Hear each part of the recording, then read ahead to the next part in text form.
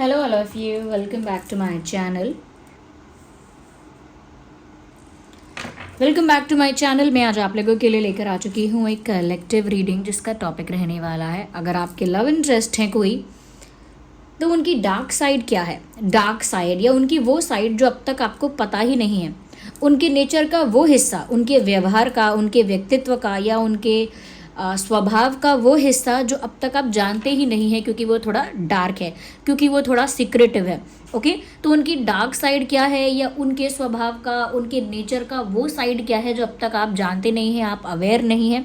Okay, क्या कुछ ऐसा है जो उनकी पर्सनालिटी का तो हिस्सा है लेकिन आपसे छिपा हुआ है। ओके, क्योंकि हर इंसान अपनी टॉक्सिसिटी, नेगेटिविटी या अगर कुछ डार्क सीक्रेट्स होते हैं या कुछ डार्क साइड होती भी है तो वो सबके आगे रिवील नहीं करते हैं और वो लेटर ऑन बाद में रिवील होती है वो साइड। ओके, तो हम देखेंगे कि आपके जो भी लव इंटरेस्ट हैं उनकी डार्क साइड क्या है या उनका वो नेचर क्या है जो उन्होंने अब तक आपको दिखाया नहीं है, वो पार्ट क्या है।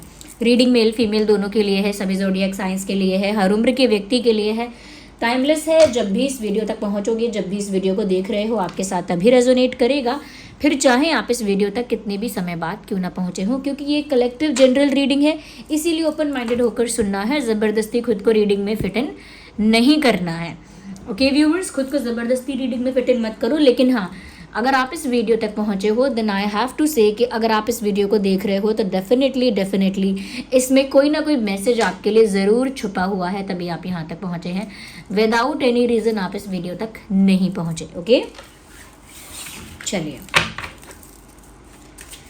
तो देखते हैं कि आपके जो भी लव इंटरेस्ट हैं, start thinking about your love interest. जो भी आपके लव इंटरेस्ट हैं उनके बारे में आप सोचो, उनका नाम, एटलीस्ट उनका नाम अपने मन में 3 बार लो, 5 बार लो, और देखते हैं यूनिवर्स से हम पूछते हैं कि आपके पार्टनर की वो डार्क साइड क्या है जो आपसे छुपी हुई है। Okay universe, please guide our viewers. हमारे जो व्यूअर्स हैं, हमारी जो ड्रीम टैरो फैमिली है, उनके लिए बताइए कि उनके पार्टनर की अगर कोई डार्क साइड है, कोई हिडन साइड है तो वो क्या है। Okay universe please. Okay, so we have first card, पहला कार्ड पॉप आउट हो चुका है जो कि है 2 ऑफ कप्स का। ओके, तो अगर कोई डार्क या नेगेटिव टॉक्सिक साइड नहीं भी हुई, ओके, तो यहाँ पर जो भी छुपा हुआ है वो अपने आप रिवील हो जाएगा। Let's see, so we have another card which is okay, hermit, dark side of your person, universe guide us, dark side of your person, hidden side of your person. Okay. King of Wands, interesting. Well, this card is naturally coming out. 10 of Sword. Energy of the deck अभी है Queen of Cups. Let me arrange them properly. ठीक से arrange करते हैं, अच्छे से रख देते हैं।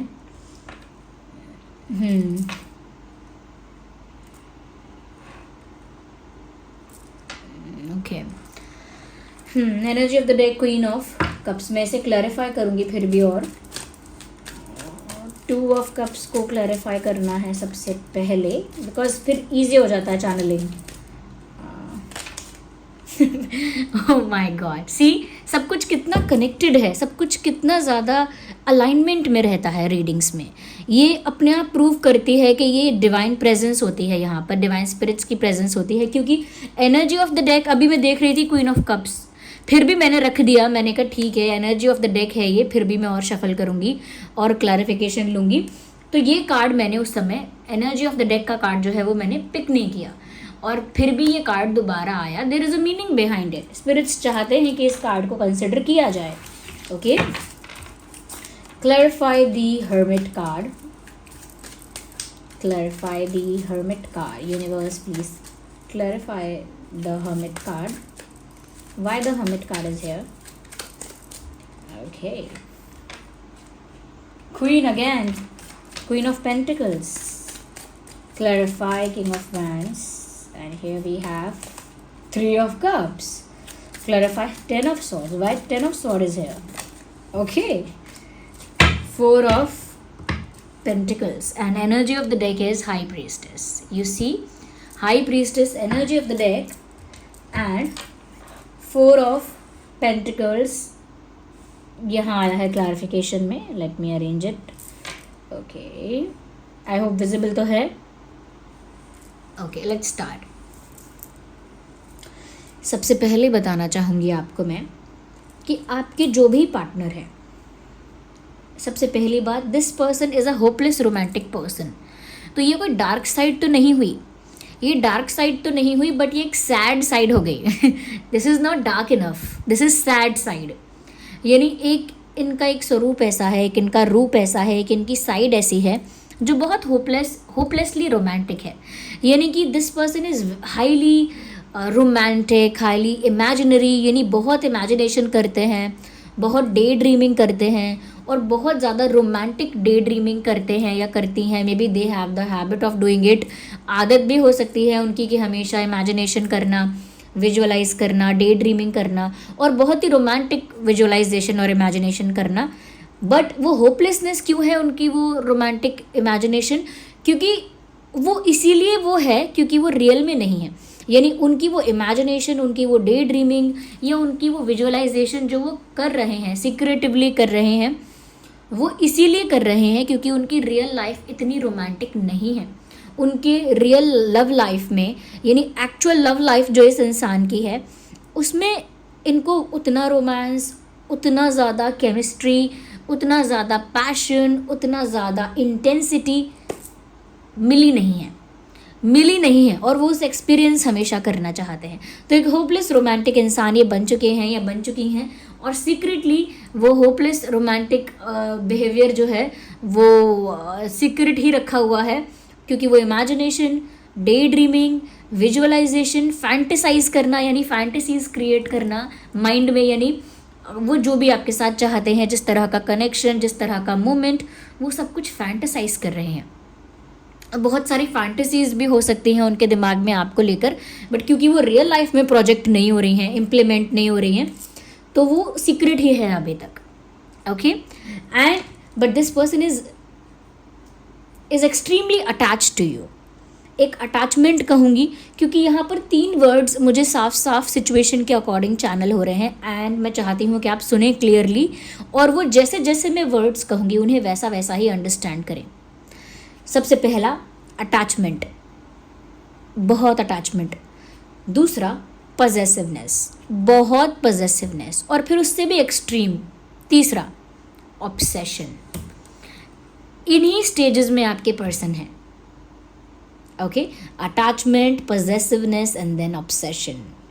एंड मुझे क्लियरली दिख रहा है कि इनका आपके साथ अटैचमेंट बहुत इमोशनल अटैचमेंट है और वो आपको ऐसे फील नहीं होता है क्योंकि ये इंसान बहुत कुछ करके नहीं दिखाते हैं, बट इनकी इमोशनल डिपेंडेंसी है आप पर। आपका खुश होना, गुस्सा होना, उदास होना, एक्साइटेड होना, रूठ जाना, इग्नोर करना, साइलेंट होना, आपके सारी चीज़ें इस इंसान को अफेक्ट करती हैं। आपकी सारी चीज़ें, अगर आप किसी और के साथ खुश हो, कहीं और टाइम स्पेंड कर रहे हो, ये अफेक्ट होंगे। अगर आप बहुत एक्साइटेड हो, इनके ऊपर कोई असर मिलेगा देखने को कि इन्हें भी खुशी हो रही है, अच्छा लग रहा है। ये आप अगर दुखी हो तो इनको भी कंसर्न है, इनको फ़र्क पड़ रहा है। ये आप सडनली चुप हो गए हो, इग्नोर करने लगे हो, तो ये भी चिंतित हो गए हैं या हो गई हैं और इनके अंदर भी एक एंग्जाइटी और स्ट्रेस आ गया है कि ये क्या हो रहा है। तो आपका हर एक बिहेवियर, आपका हर एक जेस्चर, एक्शन इन पर एक असर छोड़ता है और उस वजह से मुझे साफ दिख रहा है कि एक इमोशनल डिपेंडेंसी जो है, it is much more than you think. जितना आप सोचते हो उससे कई ज़्यादा इमोशनल डिपेंडेंसी है इनकी आप पर, एंड क्योंकि अटैचमेंट भी उतना ही है और ये सब हिडन है। इनकी इमोशनल डिपेंडेंसी और इनका अटैचमेंट हिडन है। मैं ये नहीं कहूँगी कि ये डार्क साइड है, लेकिन ये एक इनकी ऐसी साइड है जो बहुत ऑब्सेसिव और पजेसिव है, जो ज़्यादातर लोगों को पसंद भी आती है पर कुछ लोगों को पसंद नहीं भी आती, क्योंकि कुछ लोग सोचते हैं कि बहुत पजेसिव और ऑब्सेसिव होना टॉक्सिक साइड हो गई, बट कुछ लोग सोचते हैं कि नहीं, पजेसिवनेस प्यार का एक अच्छा रूप है। अलग अलग पर्सपेक्टिव है।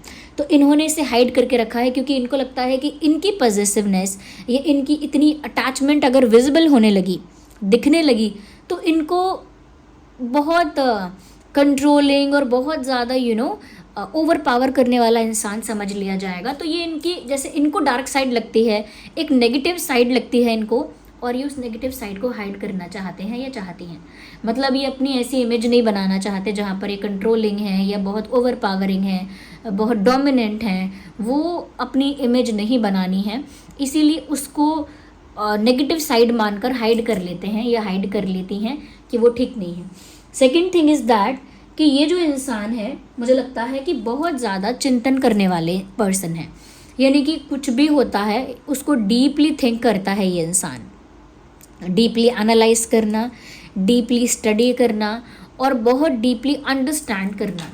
तो कुछ भी होता है ये उसे बहुत गहराई से जाकर देखते हैं, बहुत गहराई से उसकी जड़ तक पहुंचते हैं कि ये क्यों है। हर बात की जड़ तक पहुंचने की इनको आदत है और मुझे लगता है कि उसकी वजह से समटाइम्स ये बहुत गलत चीज़ें भी एज्यूम कर लेते हैं, यानी कि इनके अंदर एक ये बुरी चीज़ है, जो बुरी है कि नहीं वो आप डिसाइड कीजिए, कि ये चीज़ों को क्लियर करे बिना अपनी अजम्पशन के बेसिस पर कंक्लूजन निकालते हैं, अपने ही माइंड में जजमेंट पास करते हैं और फिर साइलेंट हो जाते हैं। नो क्लैरिफिकेशन, नो जस्टिफिकेशन, कुछ क्लियर ना करना। सपोज़ अगर मुझे लग रहा है कि आपने ऐसा कुछ गलत किया है तो मुझे क्लियर करना चाहिए आपके साथ कि आपने ही किया, क्यों किया आपने, कोई और बात तो नहीं है, कहीं मुझे गलत तो नहीं लग रहा, क्लियर की जाती हैं बातें। या फिर अगर आपने कुछ और किसी और से बात की तो भी एक क्लैरिफिकेशन, एक एक्सप्लेनेशन या जस्टिफिकेशन तो आता ही है कि अरे नहीं वो इस वजह से हुआ है, आपकी वजह से नहीं किया मैंने, उसका रीज़न और था, मैं ख़राब मूड में थी, वो कोई और रीज़न था, किसी और वजह से मेरा मूड ऑफ था, you are not the reason, आपकी बात नहीं है। लेकिन ये क्लियर ही नहीं करेंगे वो सब चीज़ें। कोई मिसअंडरस्टैंडिंग हुई या कुछ उन्होंने मिसअंडरस्टैंड किया या मिस इंटरप्रेट कर लिया, तो उसके बाद वो खुद ही उसको स्टडी करते रहेंगे, एनालाइज करते रहेंगे and then they will end up with the conclusion, और एक कंक्लूजन निकाल लेंगे कि ठीक है अब मुझे साइलेंट हो जाना है या मुझे दूर हो जाना है। तो ये एक बुरी चीज़ है कि ये क्लैरिफाई नहीं करते, एक्सप्लेन नहीं करते और ना ही क्लियर करते हैं चीज़ों को।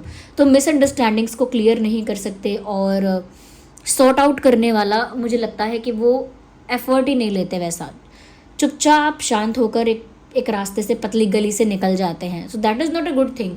अगर कोई आपका फ्रेंड है, कोई आपका पार्टनर है, कोई आपका कनेक्शन है, तो एटलीस्ट अगर कोई डाउट है, कोई कन्फ्यूजन है तो बात करके उसे सॉर्ट करो, क्लियर करो, डिसअपियर मत हो जाओ, अचानक से गायब मत हो जाओ। ये इंसान अचानक से गायब हो जाता है, एकदम साइलेंटली डिसअपियर।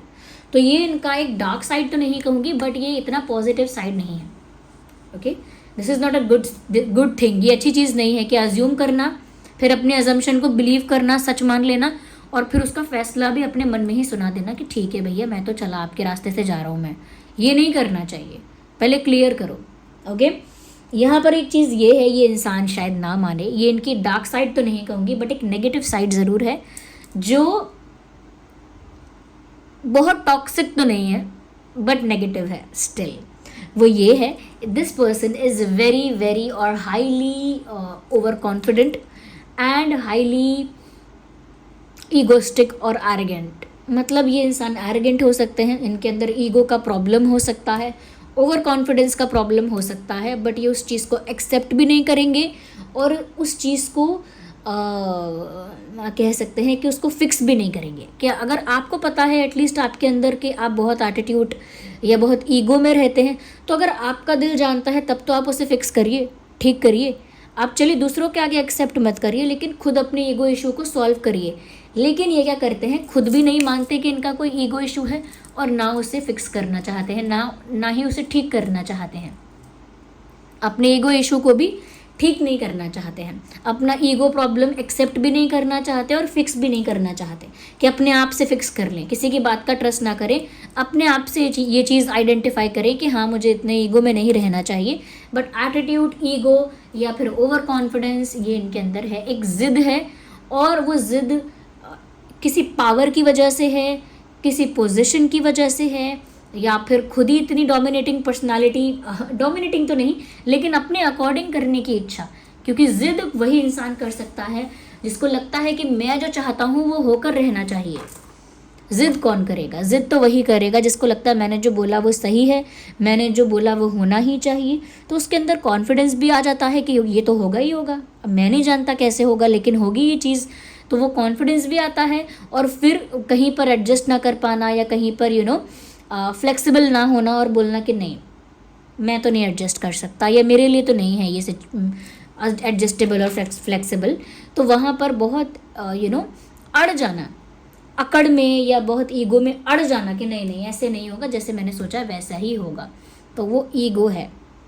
और वो अपने ईगो को ईगो ही नहीं मान रहे आप इनको बोलोगे ना आप में बहुत ईगो है, ये बोलेंगे ये ईगो है ही नहीं, ये ईगो नहीं है, ये मैं ऐसा ही हूँ, मेरे प्रिंसिपल्स हैं, ये मेरी सेल्फ रिस्पेक्ट है, this and that, they will start making excuses. ये इंसान बहाने बनाएगा, एक्सक्यूजेज बनाएगा, लेकिन अपने ईगो को ये रिड्यूस नहीं करेंगे।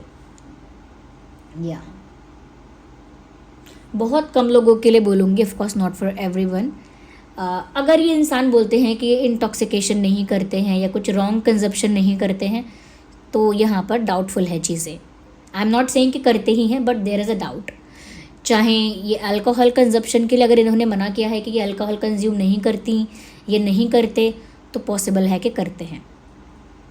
ओके अगर बोला है कि कभी कभी करते हैं, तो पॉसिबल है कि ज़्यादा करते हैं, कभी कभी नहीं। या फिर कोई और इंटॉक्सिकेशन हो सकती है, जैसे टबैको है या स्मोकिंग है, या कुछ ऐसा करना जो आपको अनएथिकल लगता है, बट इनको वो एक एक इन्जॉयमेंट लगता है। You understood?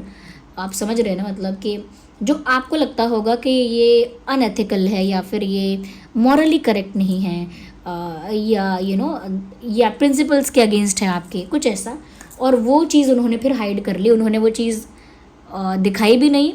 और अगर वो आपने कभी क्वेश्चन भी किया या आपने कभी रखा भी उस बात को, तो इन्होंने डिनाई कर दिया कि मैं नहीं करता, मैं नहीं करती, मुझे नहीं पसंद है। ओके तो ज़रूरी नहीं है कि ये इंटॉक्सिकेशन को लेकर ही है कि कोई पदार्थ ऐसा खाना या पीना, नहीं, कोई और आदत कि मुझे इससे उससे बात करने की आदत नहीं है, या मुझे बाकी ऑप्शंस को, मुझे फ्लर्ट करने की आदत नहीं है। सपोज़ मुझे फ्लर्ट करने की आदत नहीं है, मुझे नहीं पसंद फ्लर्ट करना, but they must be doing it, flirt भी कर रहे हो सकते हैं। या मुझे बहुत पार्टी करना नहीं पसंद, देखो मुझे पार्टी करना बिल्कुल पसंद नहीं, लेकिन हो सकता है पार्टीज़ बहुत पसंद है, पार्टीज़ अटेंड करना, पार्टीज़ जाना। तो कुछ ऐसा है, इनकी आइडेंटिटी का पार्ट है, इनकी पर्सनालिटी का पार्ट है, जो इन्हें सही लगता है करना, इन्हें एन्जॉयमेंट लगता है वो करना, बट वो आपसे उन्होंने हाइड किया हुआ है फॉर सम वियर्ड रीज़न, छुपाया हुआ है आपसे। तो वो भी एक उनका साइड है कि वो एक perfect image, perfect character portray कर रहे हैं या कर रही हैं, और अपना नेगेटिव साइड या फिर कुछ फिशी साइड अगर कुछ है तो वो एक्सेप्ट ही नहीं करेंगे, डिनाई कर देंगे। मैंने नहीं किया, कौन, मैंने कब, मैंने कहा ही नहीं, मैंने किया ही नहीं, कब देखा आपने, ऐसा हो ही नहीं सकता, ये ऐसा। So this person is actually hiding something.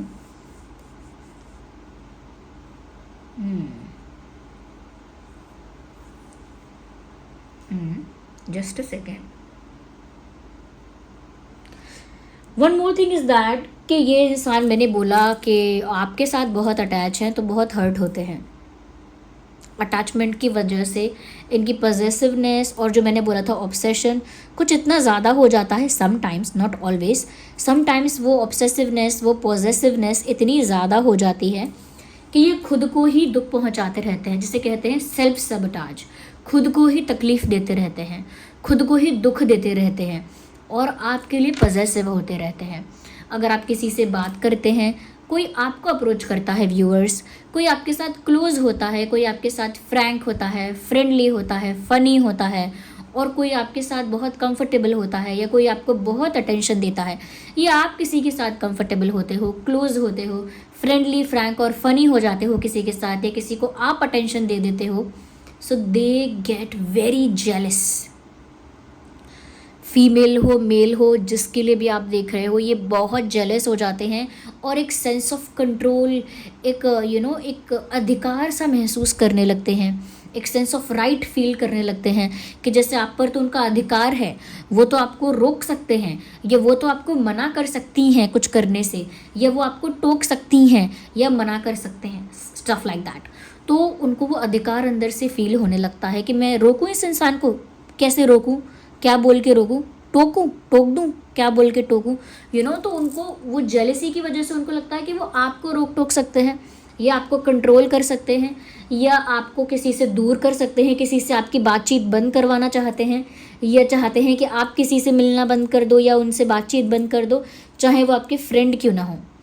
Okay तो इनकी पॉजेसिवनेस बहुत ज़्यादा, और जब ये जेलस होते हैं ना, तो क्योंकि अपनी जेलसी को एक्सप्रेस नहीं कर सकते, कोई भी इंसान ये नहीं बोलता है सामने आकर कि देखो उससे बात मत करो, मुझे बहुत जेलसी हो रही है। इन रेयर केसेस कहते भी होंगे लोग, बट जनरली नहीं कहते लोग कि मैं जेलस हो रहा हूँ या मैं जेलस हो रही हूँ, बोलते नहीं हैं। उनकी जेलेसी दूसरे मीडियम से निकल कर आती है, दूसरे माध्यम से दिखने लगती है। क्यों? वो गुस्सा होने लगते हैं बिना बात के लिए, गुस्सा होंगे या बिना बात के सैड हो जाना, दुखी हो जाना, मैंने कहा ना खुद को दुख देना, सेल्फ सैबोटाज वो करने लगना। तो ये जो 10 ऑफ सॉर्ट्स दिख रहा है ना, ये सेल्फ विक्टिमाइजेशन वाली बात है कि खुद को विक्टिम बनाकर खुद ही दुखी होना, क्योंकि जेलस फील कर रहे हैं और जेलसी को एक्सप्रेस नहीं कर सकते हैं। तो अंदर ही अंदर वो दुख भी हो रहा है, गुस्सा भी आ रहा है और उस वजह से दिल टूट रहा है, उस वजह से पीड़ा हो रही है, सफरिंग हो रही है, दिल टूट रहा है, अच्छा नहीं लग रहा है। लेकिन वो पॉजिटिवनेस हम एकदम किसी पर थोप नहीं सकते, वो भी पता है। वो ज़बरदस्ती यानी कि फोर्सफुली या प्रेशराइज करके आपको रोक टोक नहीं सकते, ये वो जानते हैं, जानती हैं, इसीलिए अंदर ही अंदर उस दुख को सप्रेस करते हैं, दबाते हैं। तो वो उनकी डार्क साइड तो नहीं है, बट उनकी एक ऐसी साइड है जहाँ पर जेलेसी है, ऑब्सेशन है, पॉजिटिवनेस है, और जब कंट्रोल नहीं कर पाते सिचुएशन को तो फिर खुद को भी विक्टिमाइज करने की आदत है, खुद को भी सफ़र करवाने की आदत है, जो कि अच्छी आदत नहीं है ऑफ कोर्स। ओके, तो यहाँ पर एक चीज़ मुझे दिख रही है, वो ये है व्यूअर्स कि ये जो भी इंसान है, यहाँ पर एनर्जी ऑफ द डेक जो है वो अब हाई प्रीस्टेस है। साफ पता लगता है कि ये इंसान बहुत मिस्टीरियस है, क्योंकि डार्क सीक्रेट या डार्क साइड का जो कार्ड आया है वो ये जो हाई प्रीस्टेस आई है ना, ये पूरा ही एक्सप्लेन कर रही हैं, क्योंकि ये मिस्टीरियसनेस को, सीक्रेटिवनेस को यहाँ पर रिप्रेजेंट कर रही हैं इस कॉम्बिनेशन ऑफ कार्ड के साथ। तो वो मिस्टीरियसनेस तो यहीं से साफ साफ पता चल रही है कि ये जो इंसान है हाई प्रीस्टेस, यहाँ पर जो कार्ड आया है वो बताता है कि ये इंसान बहुत मिस्टीरियस है, बहुत सीक्रेटिव है। इनके दिल में, दिमाग में क्या चल रहा है आप नहीं समझ सकते, पता ही नहीं चल पाएगा। ओके, और ये जो इंसान है ये मैं कहूँगी कि बहुत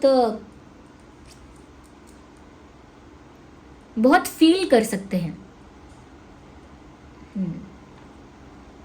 ये बहुत फील कर सकते हैं, मतलब गुस्सा भी बहुत फील होता है, प्यार भी बहुत फील होता है, जेलसी भी बहुत फील होती है एटीट्यूड भी बहुत फील होता है, पावर भी बहुत फील होती है, फिर दुख भी बहुत फील होता है तो मुझे लगता है कि मिस्टीरियसनेस बहुत है इस इंसान के अंदर, and they have this they have this type, उनका टाइप ही ये है कि वो चीज़ों को बहुत डीपली फील करते हैं। मैंने कहा ना, आप कुछ भी करते हैं उससे इनको अफेक्ट होता है, डीपली अफेक्ट होता है। तो ये वैसे तो इंसान शो नहीं करेंगे, क्योंकि ये सीक्रेटिवनेस और मिस्टीरियसनेस को ही रिप्रेजेंट किया जा रहा है यहाँ पे। ओके, यहाँ पर देखिए एयर साइन है, अर्थ साइन है, वाटर साइन है और फायर साइन है। तो एयर, अर्थ, वाटर और फायर सभी साइंस यहाँ पर आ गए। यहाँ कप्स भी हैं, पेंटिकल्स भी हैं और स्वॉर्ड्स भी हैं और वैन भी है। तो यहाँ पर सभी साइंस कवर हो चुके हैं। ओके, इस इंसान के नाम में अल्फ़ाबेट्स हो सकते हैं AAHSUMNMN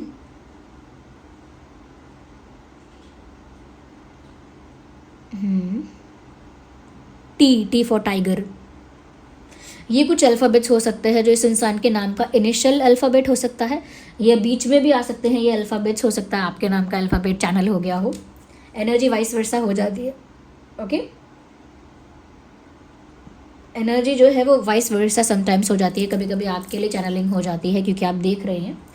ओके, क्योंकि एनर्जी वर्क फ्लो में होता है, इसीलिए रीडिंग्स टाइमलेस भी हैं। आप जब भी देखेंगे आपके साथ तभी रेजोनेट करेगी, क्योंकि फ्लो में है ये वर्क। फेब्रुअरी इंपॉर्टेंट है, फेब्रुअरी, अक्टूबर, अप्रैल, मार्च, सितंबर, यस, ये महीने हैं जो इम्पोर्टेंट पास्ट में रहे हैं या फ्यूचर में इम्पोर्टेंट हो सकते हैं इस पर्सन के रिगार्डिंग। और डेट हो सकती है 2/12/22, 9/19/29, 3/13/23, 10/20/30, 4/14/24, या तो ये डेट्स हैं जो पास्ट में इंपॉर्टेंट रही हैं या फ्यूचर में इंपॉर्टेंट रह सकती हैं। ओके व्यूअर्स, इवन अक्टूबर भी इंपॉर्टेंट लग रहा है मुझे मंथ। तो इस एनर्जी के साथ कनेक्ट करने के लिए आप वीडियो को लाइक करिए, ये जो एनर्जी आपके पर्सन के लिए, आपके पर्सन की जो डार्क साइड है या जो हिडन साइड है, उसके लिए ये जो एनर्जी निकल कर आई है, उसे आप उसके साथ कनेक्ट करने के लिए कि आप रिसीव कर पा रहे हैं, इस मैसेज को आपने रिसीव किया है, सुना है, तो ज़रूर इस एनर्जी के साथ कनेक्ट करिए, इस रीडिंग के साथ कनेक्ट करिए और वीडियो को लाइक करिए। साथ ही साथ इस रीडिंग को क्लेम करिए। ओके, इस रीडिंग को क्लेम करिए ये लिख कर, क्योंकि यहाँ पर आपके पर्सन की कुछ हिडन साइड निकल कर आई है। ओके, तो लिखिए आई क्लेम दिस मैसेज, क्योंकि ये मैसेज यूनिवर्स ने आपके लिए भिजवाया है। ओके, तो लिखिए I claim this message, I claim this message. ये कमेंट्स में लिखकर रीडिंग को क्लेम करिए। यूनिवर्स को, डिवाइन को, सुप्रीम पावर्स को कमेंट्स में थैंक यू लिखिए, ग्रैटिट्यूड शो करिए, क्योंकि उन्हीं ने चैनलिंग करवाई है, तभी यहाँ पर ये मैसेज आप तक पहुँचे हैं।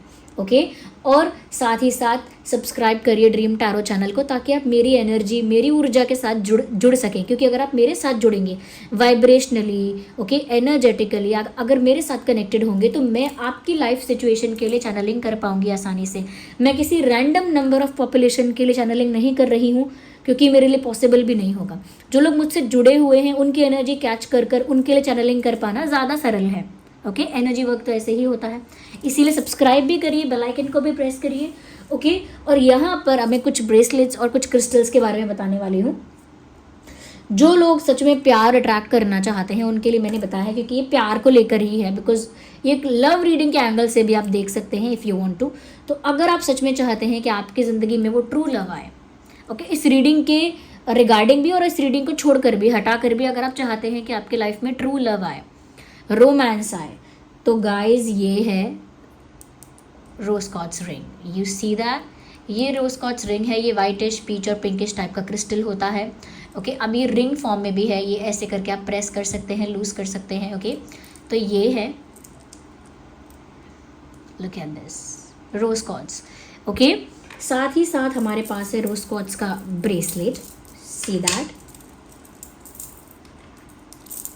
ये है rose quartz bracelet, beads bracelet है, चिप्स वाला भी है। चिप्स वाला ज़्यादा एलिगेंट है, ज़्यादा ब्यूटीफुल है, और उसको टाइट और लूज़ कर सकते हैं, क्योंकि उसमें एक हुक है और चेन है।